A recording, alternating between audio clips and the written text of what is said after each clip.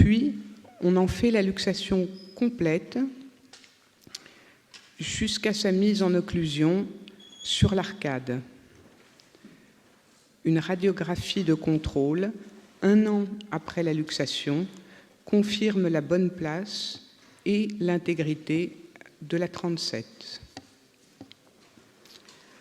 Passons maintenant à Lisa, âgée de 13 ans et demi, qui présente, entre autres, une anomalie d'occlusion et des dents absentes. La radiographie confirme le retard dentaire et l'aversion de sa 2e molaire inférieure droite.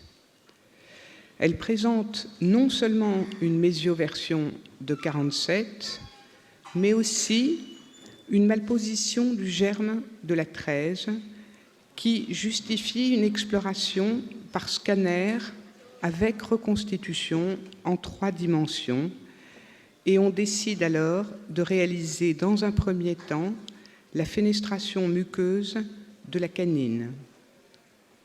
6 mois plus tard, on décide de l'intervention avec, après anesthésie, une incision rétromolaire. Ensuite, on mobilise la dent, puis on la met en place dans une inclinaison proche de la dent voisine. 4 mois après la luxation, la 47 est en place et on continue de tracter la canine. 10 mois après la luxation, on refait une radio de contrôle. On s'aperçoit que la 47 est bien redressée avec des apex refermés. On voit aussi que la canine est en meilleure position et malheureusement que c'est au tour de 37 de s'être versée vers l'avant. On décide alors d'intervenir de la même manière à gauche en incisant et dégageant, puis en luxant la 37.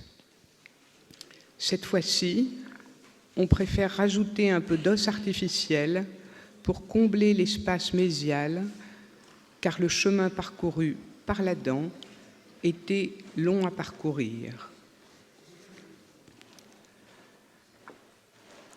Voilà un jeune homme de 14 ans à qui manquent ses 2e molaires inférieures. On constate que 37 est prééruptive. La radiographie panoramique montre une mésioversion de 47. En reprenant le passé radiographique, on peut regretter qu'en novembre 2004 n'aient pas été pratiquées les avulsions des molaires lactéales, car 47 est particulièrement mésioversée. 2 ans plus tard, on constate 37 en bonne inclinaison et 47 toujours versée. En mars 2008, que 47 est coincée. La luxation a lieu en juin 2008 avec fenestration rétromolaire, dégagement de la dent mésioversée, mobilisation, puis luxation et mise en occlusion de la 2e molaire inférieure gauche. Le jour de l'intervention, on pratique une radiographie qui montre que la 47 est intègre et bien en place. On revoit ici les arcades et la radiographie avant la luxation, puis 6 mois après la luxation, et on constate la bonne place de 47 et la fermeture de ses apex. Aubry a 14 ans et à l'examen clinique, on voit que 47 n'a pas totalement fait son éruption et semble distoversé.